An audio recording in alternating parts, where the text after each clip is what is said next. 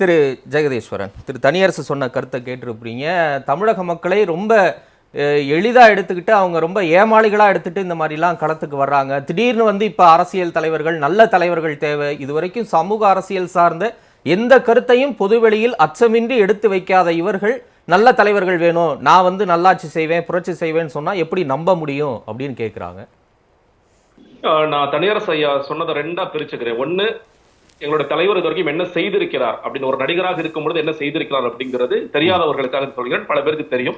2009 முதல்ல நாகப்பட்டினத்துல மீனவர்களுக்கான போராட்டத்துல அவர் பங்கெடுக்கிறார். அதுதான் முதல் அவரோட அரசியல் பிரவேசம் நான் நினைக்கிறேன். அடுத்ததாக வந்து டிமானிட்டைசேஷன் குறித்து வெவ்வேறு நடிகர்கள் எல்லோருமே வந்து வெவ்வேறு கருத்துக்கள் சொல்லும் பொழுது இது யாருக்காக கொண்டு வரப்பட்டதோ அவர்கள் பாதிக்கப்படவில்லை, ஏழை மக்கள் தான் பாதிக்கப்படுகிறார்கள் வெளியே வந்து குரல் கொடுத்த ஒரே நடிகர் வந்து எங்களுடைய தலைவராகத்தான் இருந்தார். ஜல்லிக்கட்டு போராட்டம் நடந்த பொழுது முகத்துல கட்சி கட்டிட்டு அவரும் வந்து அதில் பங்கெடுத்துக்கிட்டார் அப்படிங்கிறது தெரியும். தங்களை அனிதா இறந்து போன போது இது விளம்பரத்திற்காக அல்ல, நான் வந்து ஒரு துயர்ல பங்கெடுக்கணும் என்பதற்காக அவங்க வீட்டுக்கு போய் அந்த துயர்ல பங்கெடுத்துட்டு வந்தார். தூத்துக்குடியில ஸ்டோலின் அதே மாதிரி இன்னும் பல பேர் சுட்டுக் கொல்லப்பட்ட பொழுது ஸ்டோலின் வீட்டிற்கு போய் தன்னுடைய இரங்கலை பதிவு செய்துட்டு வந்தார். அப்படின்னு தொடர்ச்சியாக இந்த அரசியல் களத்தில் அவர் வந்து தீர்க்கமாக பார்த்து கொண்டிருக்கிறார். எந்தெந்த விஷயங்களுக்கு ரியாக்ட் பண்ணணுமோ அதற்கு அப்பப்போ ரியாக்ட் பண்ணிட்டு தான் இருக்கிறார். அதனால ஏதோ இது வரைக்கும் அரசியலே தெரியாமல் இது வரைக்கும் நடிப்புல மட்டும் தான் கான்சென்ட்ரேட் பண்ணிட்டு இருந்தார். திடீர்னு ஒரு அரசியல் கட்சியில குதிக்கிறாரானா நிச்சயமாக இல்லை. அதே மாதிரி நீங்க சொன்ன மாதிரி வேறு சில நடிகர்களும் வந்தார்கள், அவங்க வந்து ரொம்ப அவங்க லேட்டா வந்தாங்கிறத உணர்ந்தாங்க. ஆனால் தலைவர் சொல்லிருக்க மிக முக்கியமான விஷயம் சொல்ல போனா மக்களே வந்து கேட்கின்ற மிக முக்கியமான விஷயம், எப்படிங்க அவர் இவ்வளவு பீக் கேரியர்ல இருக்கும் போது படத்தை விட்டுட்டு வர்றாரு, அவர் வந்து பீக் கேரியர்ல இருக்காரு, சூப்பர் ஸ்டார் இருக்காருங்கிறது தெரியும், அவர் டக்குன படத்தை முடிச்சுட்டு வந்து நான் அரசியலுக்கு வர்றேன் அப்படின்னு சொல்றது எப்படி கேட்கிறேன். அதாவது ஒரு என்டர்டைனரா மக்களை வந்து மகிழ்விச்சுட்டு இருந்தார். நான் என்ன பொறுத்த வரைக்கும் அரசியல் என்பதும் சேவை, அரசியல் என்பது மக்களை மகிழ்வாக வைத்திருக்கக்கூடிய ஒரு தளம் தான். அந்த தளத்திற்கு வர இந்த என்டர்டைனர் இந்த தளத்திலிருந்து மாறி இந்த தளத்திற்கு வருகிறேன் அப்படின்னு ஒரு துணிச்சலான முடிவெடுக்கிறார். அந்த முடிவை மக்கள் ரசிக்கிறார்கள். இன்னும் சொல்ல போனா இப்ப நிறைய பேர் அந்த இளைஞர்களுடைய வாக்குகள் மட்டும்தான் அவருக்கு இருக்கு, இளைஞர்கள் மட்டும்தான் அவரை பார்க்கிறாங்க என்பதை தாண்டி நீங்க நிறைய பெண்களிடம் பேசும் பொழுது அவங்களுக்கு வந்து இவர் மாதிரி ஒருத்தர் வரணும். ஏன்னா ஒரு பொதுவான ஸ்பேஸ் இருக்கா, இங்க வந்து ஒரு தேவை இருக்கா என்று கேட்டால் நிச்சயமாக தலைவர்களுக்கான தேவை இருக்கிறது. எதுல இருந்து நான் ஒரே ஒரு சொல்றேன், கடந்த நாடாளுமன்ற தேர்தல் நீங்க வந்து ஓட்டிங் பர்சன்டேஜ் பாக்குறோம், 70% கூட தொடல. ஏன் தொடல அப்படின்னு கேட்டீங்கன்னா மக்களை கவர்ந்து இழுக்கக்கூடிய ஒரு இன்ஸ்பைரிங்கான லீடர்ஸ். வந்து கவர்ச்சி மட்டும் சொல்ல, கவர்ச்சினா சினிமா கவர்ச்சி மட்டும் இல்ல, அது எப்பவுமே 70% சராசரி தான் இருக்கும், அதுக்கு மேல எல்லாம் பெருசா போகாதே. இல்ல நீங்க 70 இதே தமிழ்நாட்டுல வந்து உங்களுக்கு 74 போயிருக்கு, 78 போயிருக்கு, நம்ம அதெல்லாம் பார்த்துட்டு தான் இருந்திருக்கும். கிட்டத்தட்ட நாடாளுமன்ற தேர்தல் ஃபுல்லா குறையுது, நீங்க பல தொகுதிகளை குறையுது. மெயினா சொல்ற சிட்டிஸ்ல வந்து இருக்கிற மக்கள் ஓட்டுப்பட வர மாட்டேங்கிறாங்க. மெயினா இன்ஸ்பைரிங்கான லீடர்ஸ் இருக்காங்களா அப்படிங்கறது மிகப்பெரிய கேள்விக்குறியாக இருக்கிறது இன்னைக்கு பாக்குறோம். இன்னைக்கு இல்ல அதுதான் உங்களுடைய இல்ல அது நீங்க ஒரு அதீத நம்பிக்கையில இருக்கிறீங்களோ, ஒரு ஸ்கிரீன்ல அவருக்கான ஒரு ஆதர்சம் இருக்கு, மக்கள் ரசிக்கிறாங்க, இன்னைக்கு உச்ச நட்சத்திரமா இருக்காரு, அது அப்படியே ஓட்டா மாறிடும் அப்படிங்கிற ஒரு நம்பிக்கையில அதீதமா இருக்கு. இல்ல நீங்க ஒண்ணு இல்ல, எங்களுடைய மெம்பர்ஷிப் வந்து தலைவரை துவங்கி வச்சார். மார்ச் 8ஆம் தேதி மகளிர் தினத்திற்கு அவர் வீடியோ போட்டு துவங்கி வச்சார். பெரிய மேடை எல்லாம் போடல. நீங்க அதற்கு பிறகு 3 நாட்கள் வந்த செய்தி என்ன, கிட்டத்தட்ட 45 லட்சம் வரைக்கும் இந்த உறுப்பினர்களாக மாறி இருக்கிறார்கள். நாடாளுமன்ற தேர்தல் போது எங்கள் குறித்து எழுதிய பல பத்திரிகை எழுதியது எங்களுடைய 72 லட்சம் வாக்குகள் யாருக்கு, நான் இன்னும் அபிஷியலா டிக்ளேர் பண்ணவே இல்லை, 72 லட்சம் வாக்குகள் யாருக்கு போகும் எழுதுறாங்க. இப்போ வந்து அது 1 கோடி வரைக்கும் தொற்று மெம்பர்ஷிப் நம்பர்ஸ். இப்போ என்ன ஒரே வித்தியாசம் மட்டும் சொல்றேன், மற்ற கட்சிகளுக்கும் எங்களுக்கும் உள்ள உறுப்பினர் சேர்க்கை என்பது எங்களுடைய கட்சியில் நீங்கள் வாக்காளர் அடையாள அட்டை இல்லாமல் சேர முடியாது. ஏன்னா நீங்க ஆஃப்லைன்ல நாங்க பண்ற ஃபார்ம் வச்சு பண்றதே கிடையாது, எல்லாமே ஆன்லைன்ல மட்டும் தான் பண்றோம். ஆன்லைன்ல நீங்க உங்களுடைய ஓட்டு ID card electoral roll, Tamil Nadu electoral roll இருந்தா மட்டும் தான் பதிவு செய்ய முடியும். எதுக்கு சொல்றேன்னா டூப்ளிகேட் எதுவுமே கிடையாது. இப்ப சேர்ந்திருக்கிற உறுப்பினர்கள் எல்லாருமே மற்ற கட்சிகள் சொல்ற மாதிரி 2 கோடி உறுப்பினர்கள் இருக்காங்க பாருங்க, 2.5 கோடி உறுப்பினர்கள் இருக்காங்க பாருங்கிற மாதிரி இல்லாம உண்மையிலே லட்சக்கணக்கான உறுப்பினர்கள் இருக்கிறாங்க. இல்ல நீங்க வாக்கரசியல் ரீதியா சொல்றீங்க, ரைட், நீங்க வாக்கரசியல் ரீதியா சொல்றீங்க, நான் கருத்தியல் தளத்துல கேட்கிறேன். ஒண்ணு இல்ல, கடந்த ஆண்டு கட்சி தொடங்குவதற்கு முன்பா அவர் சில அழுத்தமான கருத்துக்களை போன வருஷம் சொன்னாரு. நீங்க வந்து பெரியார், அம்பேத்கர், காமராஜரை படியுங்கள் அப்படின்னு சொன்னாரு. வாக்குக்கு காசு வாங்க கூடாது, இங்க இருக்கக்கூடிய இளம் தலைமுறையினர் தான் நாளைக்கு நல்ல தலைவரை உருவாக்கணும், நீங்க வீட்டுல போய் சொல்லணும், வாங்கக்கூடாது அப்படின்னு. ஆனா இன்னைக்கு பேசுனதுல எந்த விதமான அப்படி ஒரு அழுத்தமான கருத்துமே இல்லை. இன்னைக்கு காலையில ஒரு தொலைபேசி உரையாடல ஒரு அரசியல் விமர்சகர்கிட்ட கேட்கும்போது அவர் சொன்னார், ஒரு லைன்ஸ் கிளப்லயோ இல்ல ஒரு சன்மார்க்க சங்கத்திலேயோ பேசுற மாதிரி ஒரு அறிவுறுத்தல் மட்டும் கொடுக்கிறாரு. 2026 கப்பு முக்கியம் பிகிலுன்னு பேசக்கூடிய நடிகர் விஜய் ஏன் ஒரு அழுத்தமா ஒரு அரசியல் கருத்தை இன்னைக்கு அவரால் பேச முடியல, ஏன் ஒரு ஆசிலேஷன்ல இருக்காருன்னு கேட்கிறாங்க. வாக்கரசியல விட்டுருவோம், கருத்தியல் தளத்துல அவர் எந்த அளவுக்கு உறுதியா இருக்காருன்னு கேட்கிறேன். முதல்ல இது புரிந்து கொள்ள வேண்டியது, இது கல்வி விருது வழங்கும் விழா, இது அரசியல் மேடை அல்ல, நாங்க போட போகின்ற மாநாடு அல்ல. இதே விஷயம் நீங்க அந்த போதைப் பொருள் குறித்து பேசினார். போதைப் பொருள் குறித்து பேசும்பொழுது நான் இந்த இடத்துல அரசாங்கம் சரியில்லை பல விஷயங்கள் சொல்லலாம். நான் இதே பேச்சு மாநாட்டிலையும் எதிரொலிக்கும். மாநாட்டில் எதிரொலிக்கும் பொழுது எங்களுடைய தலைவர் வந்து சாட்டையை சுழற்றுவார். இந்த அரசாங்கம் செய்ய தவறிய விஷயங்கள் என்னென்ன, மே மாசம் 2023 பேர் 25 பேர் இறந்து போனாங்க, அதற்கு பிறகு ஒரு வருடத்தில் இவர்கள் செய்ய தவறிய விஷயங்கள் என்னென்ன போன்ற விஷயங்களை சுட்டிக்காட்டி பேசுவார். கடுமையான போதை புழக்கம் தமிழ்நாடு முழுக்க இருக்குங்கிறத சுட்டிக்காட்டி சரிங்க. ஓகே, நான் இன்னும் கொஞ்சம் பின்னாடி போறேனே. தமிழக வெற்றி கழகத்தினுடைய சமூக வலைதள பக்கங்களை எடுத்துப்போம். நீங்க பார்த்திருப்பீங்க, தமிழக வெற்றி கழகமா தமிழக வாழ்த்து கழகமா அப்படின்னு விமர்சனம் எல்லாம் வந்திருக்கேன்னா அந்த ட்விட்டர் பக்கத்துல வெறும் வாழ்த்துக்கள் மட்டுமே இருக்கு. அவர் இதுவரைக்கும் ரொம்ப தீவிரமா எதிர்த்து போட்ட ரெண்டே விஷயம், ஒன்னு சிஏஏ அமல்படுத்தும் போது அது திரும்ப பெறணும் அப்படின்னு சொல்லியிருந்தாரு. இப்ப இந்த கள்ளக்குறிச்சி விஷச்சாராய சம்பவத்தை கண்டிச்சு எழுதியிருந்தாரு. அதை தவிர்த்து மற்ற அனைத்துமே வாழ்த்தா தானே இருக்கு. அவர் கட்சி தொடங்கிட்டாரு, பதிவு செஞ்சிட்டீங்க, தலைவர் ஆயிட்டீங்க, இன்னைக்கு இது கல்வி மேடை, நீங்க அரசியல் பேச வேணாம் நினைக்கிறீங்க, ஓகே நான் புரிஞ்சுக்கிறேன், அக்செப்டட். ஆனா ஒரு சமூக வலைதளத்துல ஒரு கட்சி தலைவர் ஆயிட்டாருன்னா அந்த இடத்துலயாவது நீங்க வீரியமா சொல்லலாம்ல, அங்கேயுமே ஏன் சொல்ல மாட்டேங்கிறாரு திரு விஜய்? இல்ல, நீங்க நல்ல எங்களோட முதல் அறிக்கையான பிப்ரவரி 2ஆம் தேதி நாங்கள் கொடுத்த முதல் அறிக்கையை படிங்க. தேர்தல் ஆணையத்தில் பதிவு செய்யப்பட்ட பிறகு, பதிவு முடிந்த பிறகு, நீங்க நாடாளுமன்ற தேர்தல் முடிவுக்கு பிறகு நாங்கள் வந்து மக்கள் சந்திப்புகளை நடத்துவோம் அப்படிங்கிற சொல்லிருக்கோம். அந்த மக்கள் சந்திப்புகளில் எங்களுடைய கொள்கைகள் என்ன, கோட்பாடுகள் என்ன, கொடி என்ன, சின்னம் என்ன போன்ற எல்லா விஷயங்களும் சொல்லப்படும் அப்படிங்கிறத சொல்லிருக்கோம்.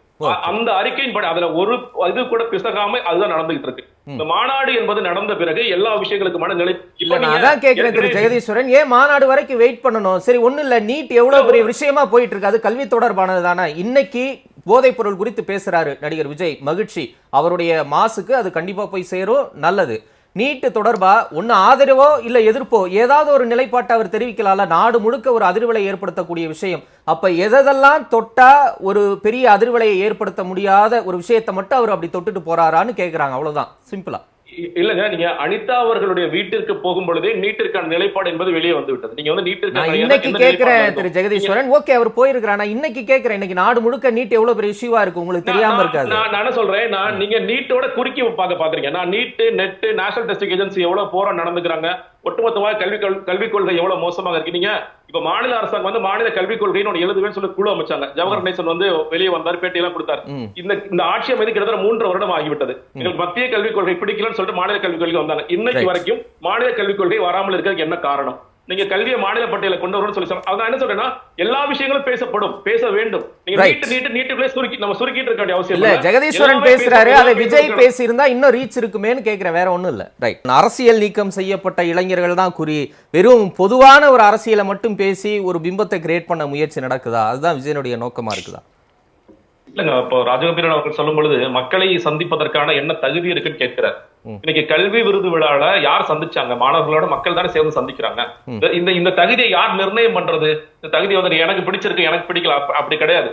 இந்த பொதுத்தளத்துல இப்போ மக்கள் இயக்கமாக பல சேவைகளை தொடர்ச்சியா 20 வருடங்களை செஞ்சுட்டாங்க. இப்ப இந்த கல்வி விருது விழாவே கூட போன வருடம் பிரம்மாண்டமா நடந்தது, இந்த வருடம் பிரம்மாண்டம் நடந்தது. அதுக்கு முன்னாடி இருந்தே தொடர்ச்சியாக இது மாவட்ட அளவில் தொகுதிகள் நடந்து கொண்டே தான் இருக்கிறது. நீங்க பசுப்பிடி போக்குவதற்கான வேலைகளோ இல்ல நூலகம், குருதியகம் போன்ற விஷயங்கள் தொடர்ச்சியா நடந்தது. அது மக்கள் சந்திக்க நீங்க என்ஜிஓ பாலிடிக்ஸ் சொல்லி, ஆமா நானே சொல்றேன், என்ஜிஓ பாலிடிக்ஸ் தான் பண்ணிட்டு தான். அது இப்ப எங்களுடைய அறிக்கையில முதல் வரி என்ன, இது மாதிரி நாங்கள் லட்சக்கணக்கான மக்களுக்கு சேவை செய்து கொண்டிருக்கிறோம். ஆனால் அது பத்தாது. நாங்க ஒட்டுமொத்தமான தமிழக மக்களுக்கும் நீங்க வந்து எல்லா பிரச்சனையும் சால்வ் பண்ணணும்னா அதற்கு அரசியல் அதிகாரம் என்பது தேவை. அந்த அரசியல் அதிகாரம் தேவை என்பதற்காகத்தான் தமிழக வெற்றி கழகம் துவக்கப்படுது. ரொம்ப நீங்க என்ன சொல்றேன்னா, இந்த வர்ற எல்லா பேச்சாளர்களையும் தயவு செய்து எங்களோட அறிக்கையில எல்லா பதில்களும் ஏற்கனவே கொடுக்கப்பட்டிருக்கு. அதுல நீங்க படிச்ச பதில்கள் ரொம்ப தெளிவா தெரியும். நீங்க எப்ப மாநாடு நடக்கும், எப்ப மக்கள் சந்திப்பு நடக்கும், எல்லா விஷயங்களும் சொல்லப்பட்டிருக்கு. இன்னொன்னு, நான் அரசியல் மேடை அல்ல அப்படின்னு சொன்னதுக்கான அர்த்தம் என்ன கேட்டீங்கன்னா, இது முழு அரசியல் மேடை அல்ல. நீங்க ஒரு மாநாடு மாதிரி கம்பேர் பண்ணி நீங்க அதான் பிரச்சனை என்னன்னா, நீங்க இத மாநாட்டில் பேச வேண்டிய எல்லா பேச்சும் நீங்க எங்க எதிர்பார்க்கிறீங்க? கல்வி விருது விழால வந்து நீங்க கல்விக்கான நிலைப்பாடு என்ன, மருத்துவ அதான் சுகுணா திவாகர் ஒரு கொஸ்டின் கேட்டார்ல, ஒண்ணும் இல்ல, அங்க வந்து விருது வாங்கி பேசக்கூடிய சில மாணவர்கள், சில பெற்றோர்கள் அவரை முதலமைச்சரா பார்க்கணும், அதுதான் எங்களுடைய ஆசை அப்படின்னு பாட்டு பாடுறாங்க, பேசுறாங்க, ரொம்ப குதூகலிக்கிறாங்க. அதை யாருமே அங்க தடுக்கல, மறுக்கல, அங்க ஆரவாரம் பண்ணி வரவேற்கிறாங்கல்ல.